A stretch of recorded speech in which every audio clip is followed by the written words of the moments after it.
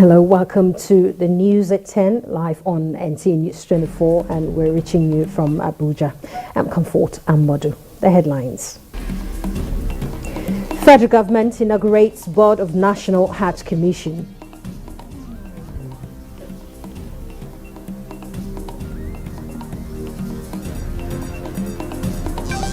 Tackling insecurity challenges, Senate passes bill seeking control of proliferation of small arms and light weapons.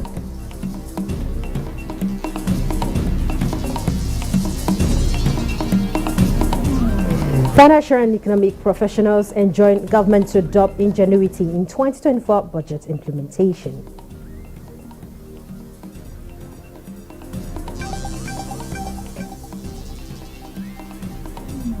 Lifting of sanctions on Niger, Burkina Faso and Mali, members of border and business communities await reopening.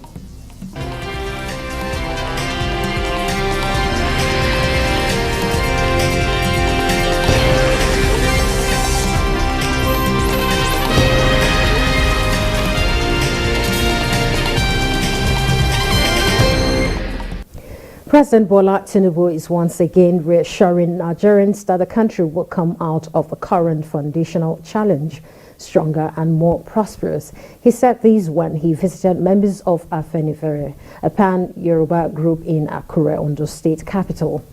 Correspondent Musbat and Wahab reports. Once more, President Bola Tinubu returns to the midst of his socio-political group, Afenifere. The presidential toga notwithstanding, here is due respect to one of the foremost leaders of the pan-Yoruba group, Pa Reuben Fashoroti. Apparently, an appreciation of the support he got from the group before and during the 2023 presidential election. And now, he has returned with his prize as the President, Federal Republic of Nigeria. Afenifere identifies with his success. So, with one of them at the helms of affairs, the group is pressing for constitutional and other reforms that would guarantee a more secure and prosperous future for the country. We want each of the geopolitical zones to have greater responsibility for security, food production, and infrastructural development. Since the removal of fuel subsidy, which was costing Nigeria some $10 billion a year, the state governments have been receiving hefty allocations from the Federation account. Mr. President, to persuade the governors to allow this change of fortune for the states to reflect at the grassroots.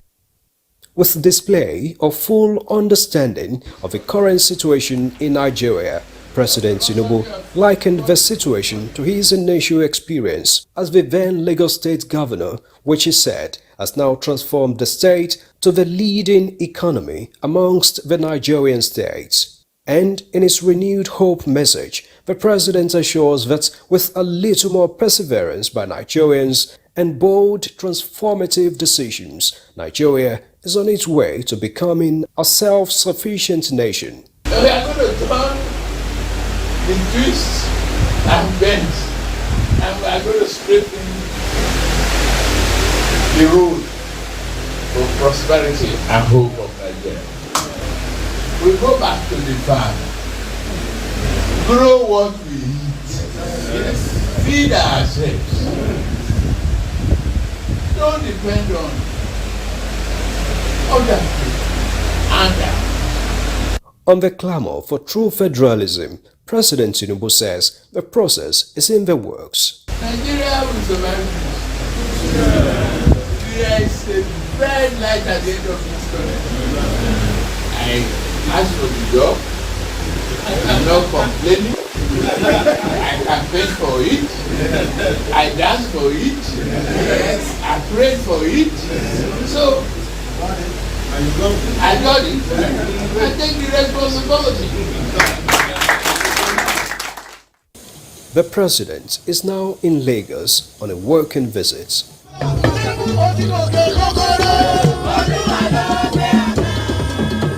From Lagos, Musbau and Wahab, NTA News.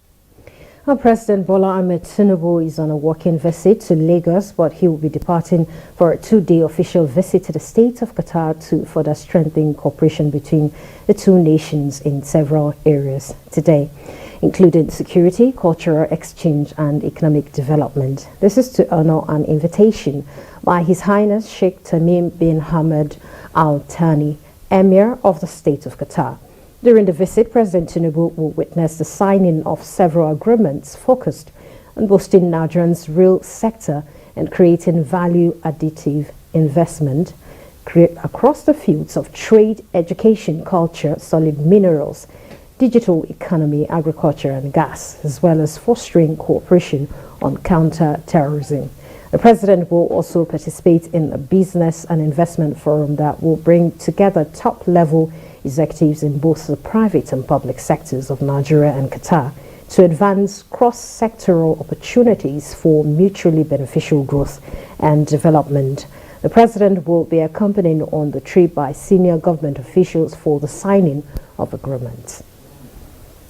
And still from the executive, the federal government has inaugurated the newly constituted Board of National Hajj Commission of Nigeria with a call on the members to introduce innovations in its operations. State House correspondent Abraham Jubila reports that Vice President Kashim Shettima tasked the members to work as a team to bring fresh perspective to the operations of the commission, and he urged the new management to improve on the Hajj savings scheme to boost the number of programs participating in the exercise across the country. And Vice President Shettima challenged the board to engage agents to foster a long-term relationship that will make significant capital investment in operations. Chairman and Chief Executive Officer of the new board, Malam Jalal Arabi, commended President Tinubu and Vice President Shettima for finding them worthy to pilot the affairs of NACO board. In talking health matters, reforms in the health sector under the Renewed Hope mantra are being carefully designed to transform and harness Nigerians' health potential into a productive sector beyond consumables. A coordinating Minister of Health and Social Welfare, Professor Ali Pate, said these are the third edition of the ministerial press briefing and also reaffirmed the adoption of a tactical approach to deal with outbreak of diseases in Nigeria. Saliu Gwanara reports. Globally, human migration has exposed some nations to the syndrome of brain drain, particularly in the health sector. Even though Nigeria is not an exception from this global trend, the coordinating Minister of Health and Social Welfare re-emphasized that deliberate policies are being initiated for renewal of health infrastructure that will add value and unlock health care value chain. Over the last several months, 2,497 doctors, nurses and midwives have been recruited in our primary healthcare centers to fill gaps and to help in delivering services. And hundreds of thousands of Nigerians have been enrolled in the health insurance program through the National Health Insurance Scheme and the Vulnerable Groups Fund. The ministry, he added, is mobilizing vaccine to mitigate outbreaks and enhance social engagement. The National Consultative Forum on Health and Human Capital is also provided for by law, but until this administration, that has not happened. So we are organizing to have a consultative forum of all our traditional leaders, religious leaders from all parts of the country to engage them on this reform. The host, Minister of Information and National Orientation, reaffirmed some reforms towards nation building with reference to the resolutions of the Federal Executive Council meeting held earlier in the week. Government wants to reduce costs, also improve efficiency in service delivery. Now, this does not necessarily mean that government is out to retrench or to throw people out of the labor market. That is not the original intention. The intention is that efficiency has to be brought in because some of these parastatals are actually having some overlaps in the way they do their operation. This is a platform for ministries' stewardship to be assessed and project their policies for nation building. In Abuja, Saliu Gwanara, NTA News. Prioritizing the need to tackle the challenge of insecurity, senators passed a bill that seeks to control the proliferation of small arms and light weapons in Nigeria. National Assembly correspondent Lami reports. Small arms and light weapons in Nigeria and for later matters 2024. The Arms Control Bill is for concurrence from the House of Representatives. Senate leader Opeyemi Bamidele highlights merits of the bill before its passage. Seeks to provide for the establishment of a center to coordinate and implement activities to combat the proliferation of small arms and light weapons in our country, in line with the United Nations, the African Union, and the ECOWAS Convention. We are all aware of the avalanche of small arms and light weapons that is spread across the nooks and crannies of this country that has given non-state actors access to these small arms and light weapons and terrorizing our communities in form of Boko Haram, banditry, kidnapping, and what have you. It is assuming even a greater urgency now that we have so much security problems, especially in the Northwest. So I think this is something that should be supported. Bill to establish David Umahi University of Health, sponsored by Senate Deputy Majority Whip Webongi Onyeka, also passed second reading. For the purposes of training medical doctors, nurses, and other allied medical professionals. A bill from Senator Tony Nwoye seeking the inclusion of Anambra State as a member state of the Niger Delta Development Commission could not win the support of lawmakers. Anambra State has been recognized or gazetted as NDDC, as one of the NDDC states, having been contributing to foundation accounts vis-a-vis the oil companies in Anambra State, doesn't align with the history behind the establishment of the NDDC. Those who are in support of the argument that this bill be now read a second time to go for second reading, say aye. Those against say nay. The next having. Senate has resolved to invite the Minister of the Federal Capital Territory and the Commissioner of Police following a motion from Senator Ned Nwoko over the kidnap of his senior legislative aide and others. Senate has approved the removal of Babatunde Irukara as the Chief Executive of Federal Competition and Consumer Protection Commission as requested by President Tinubu, which is in line with the provisions of the Act. From the National Assembly, Lami Ali, NTA News. The calls for the federal government to speed up implementation of a 2024 budget. Details in a moment.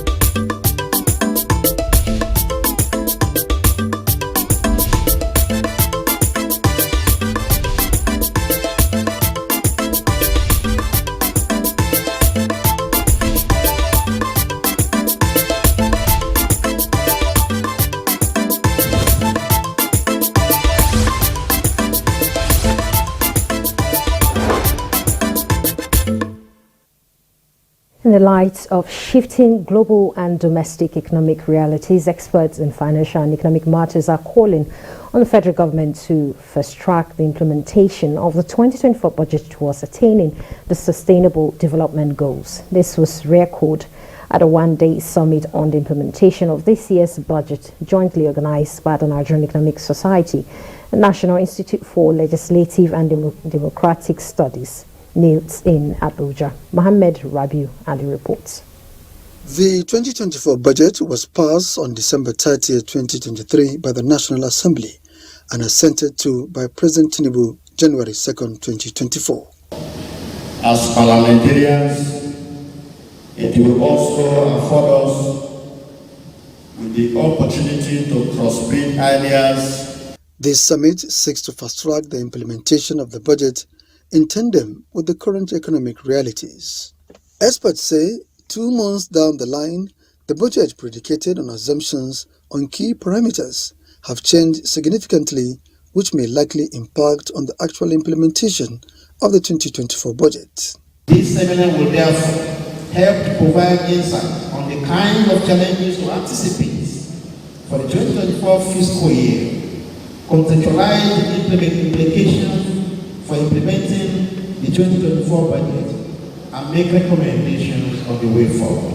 At the time the budget was signed into law, the assumptions were that oil price will be $77.96 per barrel, oil production of 1.78 million barrels per day, a GDP growth rate of 3.88%, inflation rate of 21.4%, and exchange rate of 800 naira per dollar. Food inflation is guaranteed, despite all the effort of the present administration.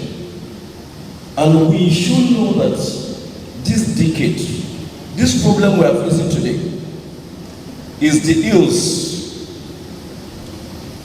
that we previously avoided not taking care of. It is expected that the outcome of the summit will help to navigate the present socio-economic challenges confronting the nation and reposition the country on the path of development. Meanwhile, a 3-day workshop on strengthening research capacity and grantmanship skills of NIST staff kicked off to enhance research capabilities and utilization. Muhammad Rabiu Ali, NTA News. ECOWAS is encouraging citizens and groups within the sub-region to take advantage of the vast regional market to boost economic growth. President of the ECOWAS Commission, Dr. Ali Omar Toure, at a briefing in Abuja said limitations to free movement are being tackled by the Commission. Kelvin Ehenwai reports. There are over 3,000 companies currently doing produce business within the ECOWAS sub-region. But this is just a tip of the iceberg in terms of the potential available in the regional market for citizens of the community, because the ECOWAS president believes that regional trade, which currently stands at 12%, can further integrate member states. He emphasized that the interventions in clearing impediments to free trade and the West African Power Pool are designed to boost economic growth. To support member states in their efforts to respond to food crisis, ECOWAS has established since 2016 a regional food security reserve. The reserve is fully operational with 17 interventions between 2016 and 2023 in 6 member states of the region, namely Burkina Faso, Cape Verde, Ghana, Mali, Niger, and Nigeria. He also spoke on ECOWAS support for democracy, noting that every country electoral body received $1 million in grants because a stable political climate is vital for the realization of ECOWAS objectives, especially its trade stabilization scheme. In Abuja, Kelvin Ehenwai, NTA News. And since ECOWAS announced the lifting of sanctions on Niger, Burkina Faso and Mali, members of border communities, border and business communities are anxious for the borders to be reopened. Correspondent Usman Abdullahi Shehu was at Kamba in Kebbi State, which shares boundaries with Niger Republic.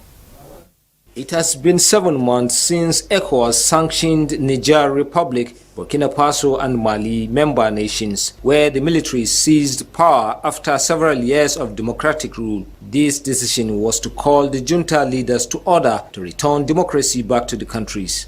It has really affected our business from all angles. No supply of goods, no patronage. It has affected us to the extent that even 2 square meals is impossible in most households. Some of us that usually do 3 to 4 business trips in Niger every week, it is hardly we can do a single trip now. They recall with nostalgia how the sanctions did not only cripple economic activities in the area, but also affected their social lives. I have relatives out there. To reach them now is a serious challenge. When NTA News visited Kamba border post, the gate was still closed, as the Nigerian Customs and Immigration Services remain steadfast to ensure compliance of the previous ECOWAS directive. When we met with the officials of the Nigerian Customs Service, they informed us that they had the news of lifting of sanction by the ECOWAS, but an official statement is yet to reach them. Thus, they are waiting for an official statement for them to reopen the border. From Kamba, Usman Abdullahi Shehu, NTA News. All right, thank you for that report. And we go to Lagos, where President Bola Ahmed Tinubu will inaugurate the Lagos Rail Line mass transit today. And Musa Toliat is there. Hello, Musa. All right, thank you, Comfort. We are here in Lagos anticipating the arrival of Mr. President Bola Ahmed Tinubu for the official inauguration of the Red Line mass transit. Now, this Red Line mass transit is a 37-kilometer rail route that actually is expected to be a game changer in the multimodal transportation system in Lagos State. And the train is expected to move at least 500,000 people on daily basis in Lagos State, and it's definitely going to change the mode of transportation in Lagos State. I have the Commissioner for Information and Strategy in Lagos State here, who is going to shed more light on the Red Line Rail Transit. Sir, today is the D-Day. Red Line Rail Transit going for inauguration, sir. Well, for me, for Lagosians, it's a very big day. But first we have to thank God that this day has come. It's a day that we all look forward to. When Mr. Babajide Sanwo-Olu, the governor, did the groundbreaking for the Red Line on April 15, 2021, he said it was going to be completed during his tenure. And here we are today, it's completed. And Mr. President, who conceived the whole idea of mass transit rail in Lagos, is here to declare it open. So for Mr. Sanwo-Olu and Dr. Kadri Obafemi Amsat administration, it's a day of fulfillment, it's a day of honor, it's a day of dignity for them. For Mr. President, today he should be feeling very happy, like a father who has a newborn baby to be named, and he will be sitting down there to give the name to the newborn baby. So for Mr. President, it's also a day of fulfillment. I mean, a dream becoming reality. And for Lagosians, it's a day of joy because it is going to be transformative. It's going to change the face of transportation in Lagos from Agbado all the way in Ogun State to Oyingbo. It's about 32 minutes. By bus, at times you can spend 3 hours, you can spend 4 hours. So for us in Lagos, it's a game changer. All right, 500,000 passengers per day. How possible is that? How is it going to be possible with the Red Line?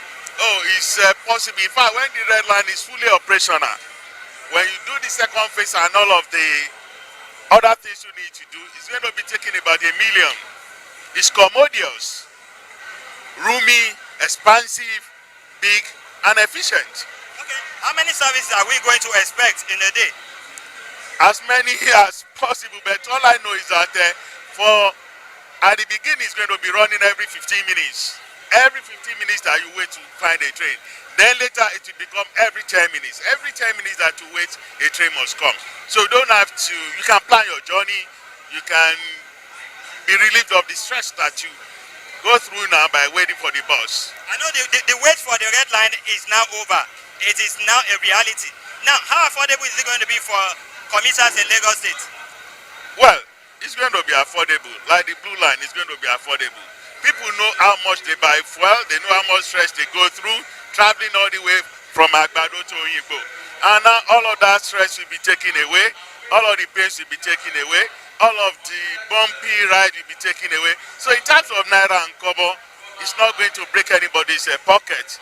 But then, the relief that we are going to get, the stress that we are going to take away, and then the dignity under which we'll be riding, I mean, the comfort, the coziness, these are things that you cannot even begin to quantify in terms of Naira and Kobo. Well, thank you very much. We'll come back to you later. All right, you heard it from the Commissioner of Information and Strategy in Lagos State. It is a game changer in transportation system in Lagos State. Comfort. From what he has said there, it's going to shape the future of transportation in Lagos, with 500,000 people expected to be transported every 15 minutes. But what routes are we looking at? What routes is the line going to be plying? Okay, the route is coming from Alagbado. Alagbado is basically very much of part of Ogun State to Oyingbo, in the heart of Lagos State. Now, in between, you have about 8 train stations. Now, those train stations are strategically located in some communities that are densely populated. So you can imagine the kind of population that would benefit from taking the train from Oyingbo to Alagbado and then back from that route to Oyingbo.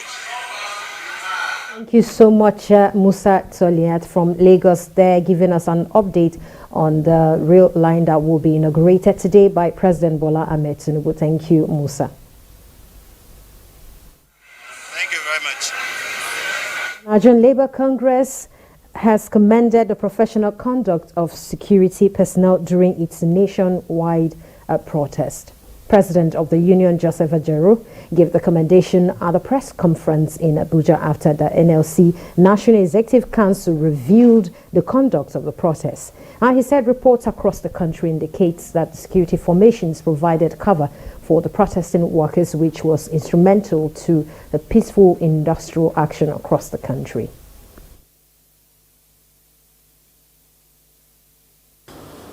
We'll give them pass mark.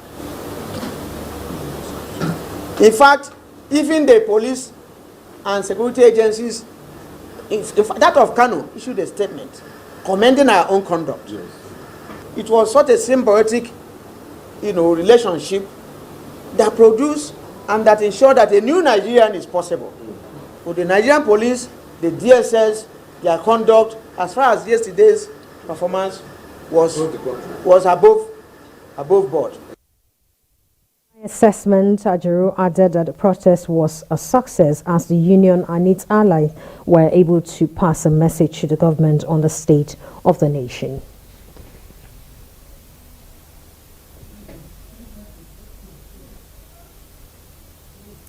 That's the news. Many thanks for watching. I am Comfort. I'm Modu. I'll be back with a news update.